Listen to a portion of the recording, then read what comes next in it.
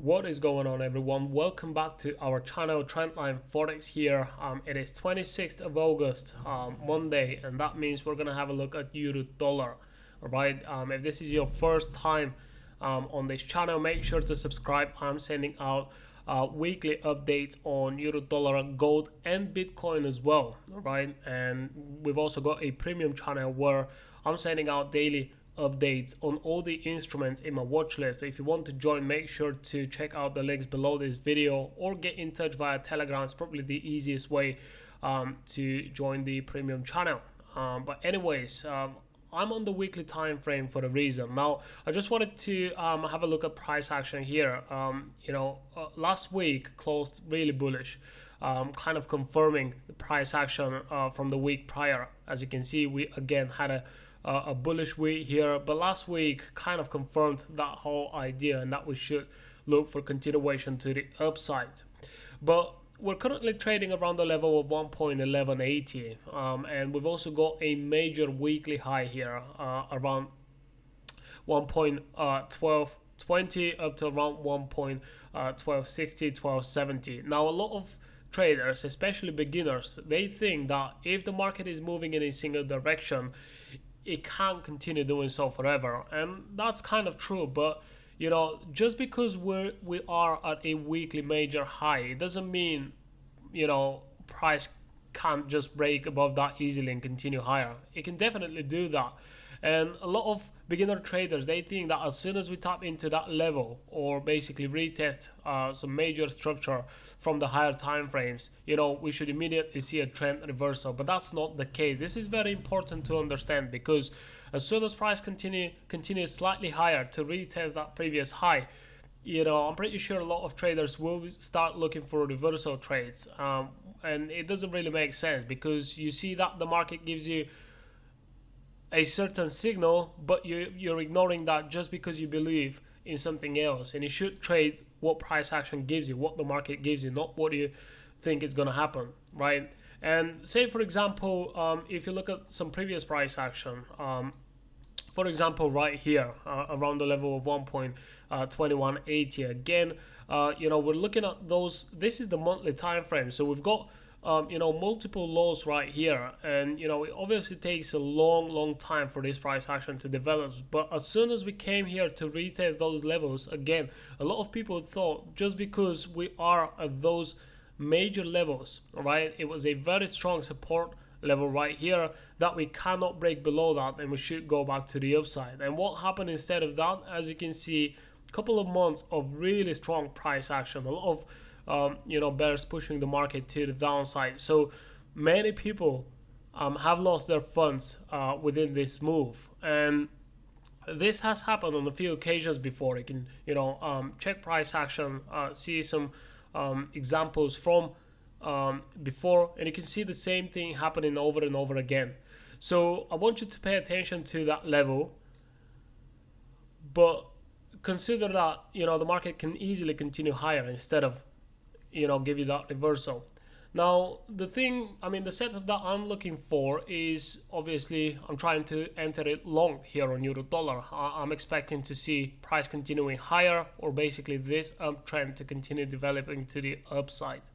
Now, in order for me to enter a trade, I definitely need to see some more price action, and I should have a better risk to reward ratio setup in order to enter a trade. Now, I'm not looking to enter at current price levels. Why? Because obviously we are at the highest point of this bullish move right here. So if I want to enter long, it doesn't really make sense. Instead of me entering in, trying to get out 10-20 pips of a move, I would much rather wait for price to give me a pullback to retest some previous levels. Then I want to see some sort of a confirmation, and then I'm going to be looking to enter a trade, because I'm probably going to be using the same stop loss as I would use now, but I'm going to be looking for a much higher risk to reward ratio. So this is pretty much the setup that I'm looking for. Now, we've got some previous structure right here, which is around the level of 1.11 up to around 1.1120, right within this area. Now, as soon as price, if it does, of course, comes down here to retest that structure, I want to see some strong rejection signal, which means in most cases a wick to the downside. All right, so we want to see price pushing lower, best case scenario lower than this previous structure, and then the candle closing up here. If I get a signal like this, I'm going to be looking to enter a long trade. All right, now when it comes to targets, it really depends. Obviously we're going to be targeting first highs, okay, but then eventually even higher.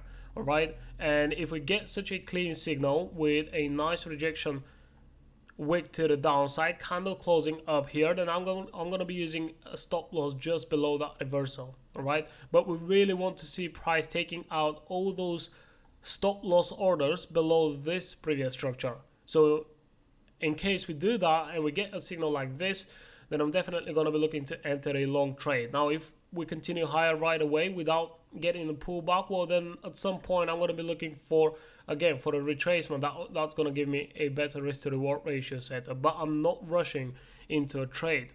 All right, now first of all, we've got many other pairs to trade if we haven't got a clean setup on euro dollar, and one of those pairs, for example, is the euro yen. So whenever you don't have a clean price action on euro dollar, or you don't have a setup that perfectly aligns with your trading plan, you can switch over to euro yen, for example. And if you look at the 4-hour time frame, even the 1-hour chart, let's have a look at the 1-hour chart.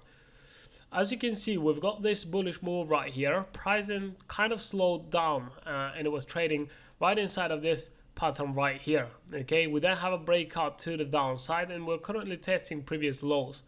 Again, best case scenario would be to see a candle like this that's going to take out all that previous structure right here. Okay, and it is then going to close up here. So this type of confirmation is what I'm looking for every time we touch a key level. It doesn't matter what kind of instrument I'm trading, this kind of signal is going to help your trading a lot. All right, now that's pretty much what I'm looking for here on euro dollar. Like I said, best case scenario would be to wait for a pullback. Now if you're trading the lower time frames and you get a confirmation that price will continue higher, you can try and trade each one of those kind of like mini pullbacks within price action. All right, but make sure to move your stops to break even as soon as you can. And if you're currently holding long trades from earlier last week, again, make sure to either take out a part of that position or move your stops to break even. You want to reduce the risk on your trade, and if you see a pullback like this, maybe even close those long positions and wait for another entry signal. All right, so this is pretty much what I'm looking for here on euro dollar. Like I said, you can also look for setups on euro yen as well. I would love to for you to leave a comment below this video. Let me know what other instruments you're trading, and come back on Wednesday. That's when I'm gonna share a trading update on gold, and then Bitcoin on Friday.